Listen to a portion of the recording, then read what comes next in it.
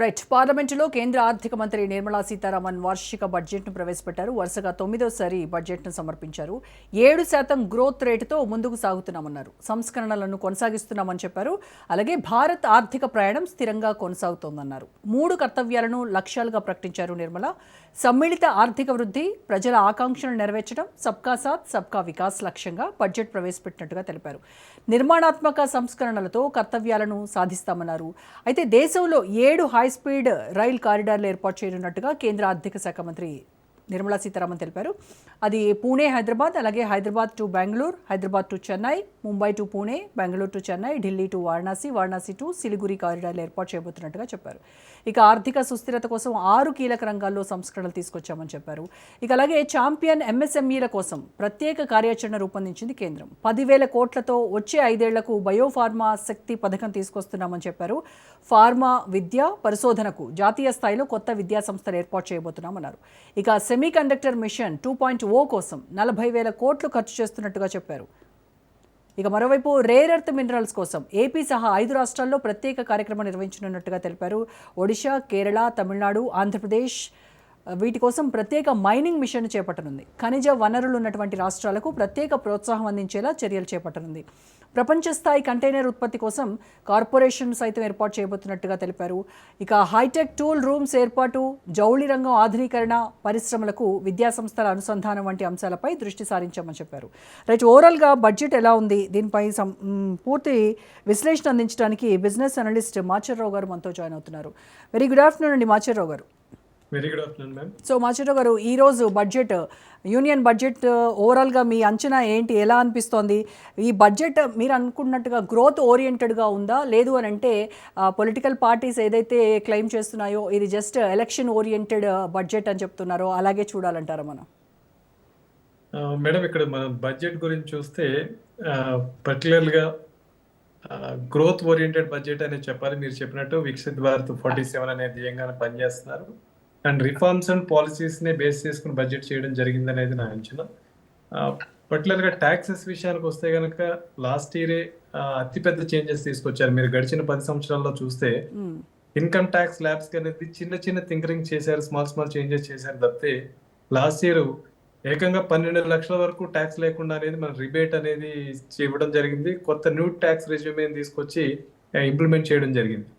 తద్వారా ఇన్కమ్ ట్యాక్స్లో ఈ సంవత్సరం పెద్దగా చేంజెస్ ఇప్పుడున్న బడ్జెట్లో చిన్న మైనర్ చేంజెస్ వచ్చాయి. అవి ఏంటంటే ఈజీ అడ్మినిస్ట్రేషన్ కోసం, అలాగే సింప్లిఫైడ్ ఫైలింగ్ సిస్టమ్. సింపుల్గా ఎవరైతే ట్యాక్స్ పేయర్స్ ఉన్నారో, ఎస్ఎస్యూస్ ఉన్నారో వాళ్ళు రిటర్న్ ఫైల్ చేసుకోవడానికి అనువుగా ఒక సింపుల్ సిస్టమ్లు అనేది తీసుకొచ్చారు తప్పితే భారీగా మార్పులు చేర్పులు అనేవి ట్యాక్సెస్లో బోత్ ఇన్కమ్ ట్యాక్స్, జిఎస్టీలో అయితే మార్పులే లేవండి. ఇన్కమ్ ట్యాక్స్లో అడ్మినిస్ట్రేషన్ పరంగా కానీ లేదంటే సింప్లిఫైడ్ వర్షన్స్ కానీ తీసుకొచ్చారు. Most important point here to note ఏంటంటే ఈ సంవత్సరం అంటే 1 ఏప్రిల్ 2026 నుంచి కొత్త ఇన్కమ్ ట్యాక్స్ యాక్ట్ అమల్లోకి వస్తుందని చెప్పేసి ఫైనాన్స్ మినిస్టర్ గారు చెప్పడం జరిగింది. ఆల్రెడీ గతంలో తీసుకున్న డెసిషన్ అయినప్పటికీ కూడా దాన్ని మరింత వేగవంతంగా దాన్ని తీసుకురావడం జరిగింది. ఇప్పటి వరకు మనం ఇన్కమ్ ట్యాక్స్ యాక్ట్ 1961 సుమారు ఆ యాక్ట్నే ఇప్పటి వరకు వాడుతూ వచ్చాం. సో ఇప్పుడు కాలానుగుణంగా బిజినెస్లో వచ్చినటువంటి మార్పులు, టెక్నాలజీలో వచ్చినటువంటి మార్పులు, వ్యాపారంలో వచ్చినటువంటి మార్పులు, simplification, easy to implement, tax పేయర్కి ఈజీగా కంప్లైంట్స్ ఉండే విధంగా ఇన్కమ్ ట్యాక్స్ యాక్ట్ని తీసుకురావడం జరిగిందని ఫైనాన్స్ మినిస్టర్ గారు చెప్పడం జరిగింది.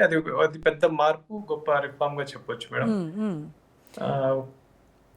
కమింగ్ టు మీరు చెప్పినట్టు అలాట్మెంట్ ఎలకేషన్స్ అయితే కనుక ఈ కంప్లీట్గా మన final copy of the budget వచ్చే వరకు మనం చెప్పలేం. కానీ బట్ స్పీచ్లో చెప్పినటువంటి ఎప్పుడు కూడా స్పీచ్లో ఏం చెప్తారంటే మీకు తెలియదు కాదు, ఏ ఫైనాన్స్ మినిస్టర్ అన్నా కూడా ఏదైతే బాగుంటుందో, ఏదైతే పాజిటివ్ ఉంటుందో దాన్ని ఎక్కువ బడ్జెట్లో మాట్లాడతారు to convince the parliament and to convince the public. But if you want to completely మనం బడ్జెట్ ఎనాలిసిస్ చేయాలంటే కనుక ఫేర్ కాపీని చూడాల్సి వస్తుంది. రైట్. అయితే మిడిల్ క్లాస్ వాళ్ళకి ఎక్కువగా ఊరటనిచ్చామని చెప్తూ ఉన్నారు. కానీ ఇక్కడ చూస్తే మనకి ఇంటి అద్దెలు కావచ్చు, లేకపోతే స్కూల్ ఫీజులు కావచ్చు, డైలీ పెరుగుతున్నటువంటి ఖర్చులు కావచ్చు, వీటన్నింటిలో వీళ్ళు ఇస్తున్నటువంటి ఊరట నిజంగా సరిపోతుందంటారా? మేడం, ఇక్కడ 2 విషయాలు మాట్లాడుకోవాలి మేడం. ఒకటి, ఈరోజు భారత ఆర్థిక వ్యవస్థ అంటే భారతదేశ ఆర్థిక వృద్ధి అనేది పూర్తిగా భారతదేశ వినియోగం మీద ఆధారపడి ఉంది, ఎక్స్పోర్ట్స్ మీద లేదండి. గతంలో మనం ఎక్స్పోర్ట్స్ మీద డిపెండ్ అయ్యే వాళ్ళం, ఎగుమతుల మీద డిపెండ్ అయ్యి మనకు ఆర్థిక వృద్ధి ఉండేది. ఇప్పుడు మనం ప్రస్తుతం ఉన్నటువంటి జియో పొలిటికల్ ఇష్యూస్ కానివ్వండి, వాణిజ్య యుద్ధాల్లో వచ్చినటువంటి అనిశ్చిత వల్ల కానివ్వండి, మన ఆర్థిక వ్యవస్థ ప్రపంచ ఆర్థిక వ్యవస్థతో పాటు ఒడిదుడుకులు అయిన మాట వాస్తవం. మనం స్థిరంగా కామ్గా స్టడీగా ఉన్నామంటే దానికి కారణం భారతదేశ వస్తు వినియోగం అండి. నేను ఈ విషయం ఎందుకు చెప్పుకొస్తున్నానంటే, మీరు నేను మార్కెట్లోకి వెళ్ళి వస్తువులు కొనాలి అంటే మన చేతిలో డబ్బులు కావాలి. అవును. మన చేతిలో డబ్బులు కావాలంటే ట్యాక్సెస్ రూపంలో గవర్నమెంట్ కనుక తగ్గించినట్టయితే మనకి కొంచెం నగదు వెలుసుబాటు అనేది చేతిలోకి వస్తుంది. కాబట్టి మనం వెళ్ళి మార్కెట్లోకి వెళ్ళి వస్తు కొనడం జరుగుతుంది. అది ఉత్పత్తి పెరుగుతుంది, ఎంప్లాయ్మెంట్ పెరుగుతుంది. మల్టీప్లయర్ ఎఫెక్ట్ అంటామండి మనం ఎకనామిక్స్ లో. సో మీరు అడిగిన క్వశ్చన్ ఆన్సర్ ఏంటంటే, గవర్నమెంట్ ఎప్పుడైతే ఈ ట్యాక్సెస్ తగ్గించడం జరుగుతుందో ప్రజల చేతుల్లోకి డబ్బులు వస్తాయి, ఈ వస్తువు వినియోగం అనేది ఎక్కువ జరుగుతుంది, తద్వారా ఆర్థిక వృద్ధి జరుగుతుంది అనేది బలంగా ఉన్నటువంటి విషయం అండి. అదే ఇప్పుడు భారతదేశంలో ఆర్థిక స్థిరంగా ఉండడానికి కారణం. బట్ కాకపోతే ఇప్పుడు మనం చూసుకున్న బడ్జెట్ లో అటువంటి మినహాయింపులు కానీ తాయిలాలు కానీ మిడిల్ క్లాస్ కి రాలేదు. మోస్ట్ ఆఫ్ దిస్ ఏంటంటే policy oriented, development oriented, future oriented గానే కనిపిస్తుంది మీరు చూసినటువంటి అలొకేషన్స్ అయితే గనక. At the same time tax లో అయితే గనక మీరు స్టాండర్డ్ డిడక్షన్ ₹1,00,000 వరకు పెంచుతారని నేను ఎక్స్పెక్ట్ చేశానండి. ఎందుకంటే స్టాండర్డ్ డిడక్షన్ ఇప్పుడు ఏదైతే ఉందో, స్టాండర్డ్ డిడక్షన్ ఎంప్లాయీస్ కి పాత స్కీమ్ లో అప్లై అవుతుంది, ఓల్డ్ ట్యాక్స్ రెజ్యూమ్ లో వస్తుంది, కొత్త ట్యాక్స్ రెజ్యూమ్ లో కూడా వస్తుంది. ఆ స్టాండర్డ్ డిడక్షన్ 75,000 నుంచి ₹1,00,000 వరకు పెంచుతారనేది ట్రేడ్ మన ప్రీ బడ్జెట్ అంచనాల్లో డిస్కస్ చేయడం జరిగింది. బట్ సీతారామన్ మేడం దాన్ని టచ్ చేయకుండా మిగిలిన విషయాలు అంటే టీడీఎస్లు, టీసీఎస్లు తగ్గించడం, రిటర్న్ ఫైలింగ్స్ డ్యూ డేట్స్ ని ప్రాపర్ గా అనౌన్స్ చేయడం, అంటే డీక్రిమినలైజేషన్ ఆఫ్ కొన్ని ప్రొవిజన్స్ ఏమున్నాయంటే ఇన్కమ్ ట్యాక్స్ లో పెనాల్టీస్, అరెస్ట్లు ఇట్లాంటివి ఉన్నాయి. వాటిని కొంచెం డీక్రిమినలైజేషన్ చేశారు. అంటే వ్యాపారస్తుని, ట్యాక్స్ పేయర్ ని ఏదో దొంగలా చూడకుండా వ్యాపారస్తుని అభివృద్ధిలో భాగంగా గుర్తించడం అనేది నిజంగా హర్షించదగ్గ విషయం అండి. అంటే ఉన్నటువంటి పెనలైజేషన్ ఏదైతే ఉందో దాన్ని తగ్గించి దాన్ని పెనాల్టీలో తీసుకొచ్చారు. ఓకే. అయితే మాచర్రావు గారు, ఇప్పుడు ఇన్కమ్ ట్యాక్స్లో మార్పుల వల్ల మామూలుగా చూస్తే మిడిల్ క్లాస్ వాళ్ళకి శాలరీ ఎవరైతే తీసుకుంటారో వాళ్ళు అంటే టేక్ హోమ్ ఎక్కువగా తీసుకెళ్ళొచ్చు అని అనుకున్నారు. బట్ ఇక్కడ చూస్తే ఇన్ఫ్లేషన్ తీసేసిన తర్వాత ఇంటికి తీసుకెళ్ళేది ఏం కనబడట్లేదు కదా మళ్ళీ.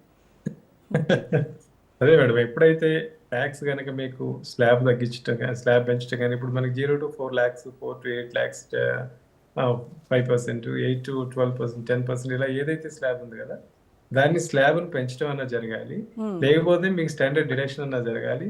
తద్వారా మీరు పే చేయాల్సిన ట్యాక్స్ తగ్గాలి. ఎప్పుడైతే ట్యాక్స్ తగ్గిందో మీకు ఇచ్చే జీతంలోంచి డిడక్ట్ చేసే టీడీఎస్ తగ్గుతుంది, మీరు ఇంటికి తీసుకెళ్లే మనం ఇంటికి తీసుకెళ్లే డబ్బు ఎక్కువ ఉంటుంది. సో ఇప్పుడు అట్లాంటి మార్పులు చేర్పులు ఏం చేయలేదు. కాకపోతే కొన్ని పాలసీ పరంగా ఏదైతే డిఫికల్ట్ ఉన్నాయో, కొన్ని లిటిగేషన్స్ కి మూలమవుతున్నాయి, అట్లాంటి సెక్షన్స్ ని సవరణ చేయడం జరిగింది. కొన్ని కొత్త మార్పులు చేర్పులు చేయడం కూడా జరిగింది. ఓకే. మీరు అన్నట్టుగా ఈ శాలరీడ్ క్లాసెస్ వాళ్ళకి పెద్దగా డిడక్షన్స్ ఏమీ లేవు. సో దీనిలో కొంతమంది ఆనెస్ట్ ట్యాక్స్ పేయర్స్ ఏమని అంటారో వాళ్ళు కొంత డిమోటివేట్ అయ్యేటువంటి పరిస్థితి ఉంది.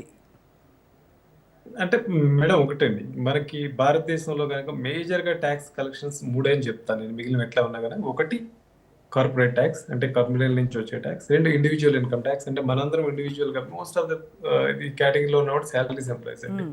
మూడు వచ్చి జిఎస్టీ అండ్ అదర్ ట్యాక్సెస్. ఇవి మూడు కూడా 17 నుంచి 20% మధ్యలో ఈక్వల్ గా ఉన్నాయి. అంటే కార్పొరేట్లు, పెద్ద పెద్ద కార్పొరేట్ సంస్థలు ఎంతైతే ట్యాక్స్లు కడుతున్నాయో భారతదేశంలో, individual tax payers like you and me also paying the same. అంటే ఇది ఇండివిజువల్ ఇన్కమ్ ట్యాక్స్ ఏ స్థాయిలో ఉందో మీరు ఆలోచించవచ్చు. అంటే జిఎస్టీ నుంచి ఎంత ఆదాయం వస్తుంది, ఇండివిజువల్ ఇన్కమ్ ట్యాక్స్ ఎంత ఆదాయం వస్తుంది, అదేవిధంగా కార్పొరేట్కి వచ్చే స్థాయిలో సమానంగా ఇండివిజువల్ ఇన్కమ్ ట్యాక్స్ పే చేస్తున్నారు. నా ఉద్దేశంలో ఇండివిజువల్ ఇన్కమ్ ట్యాక్స్ కొంచెం రేషనలైజేషన్ చేయొచ్చు.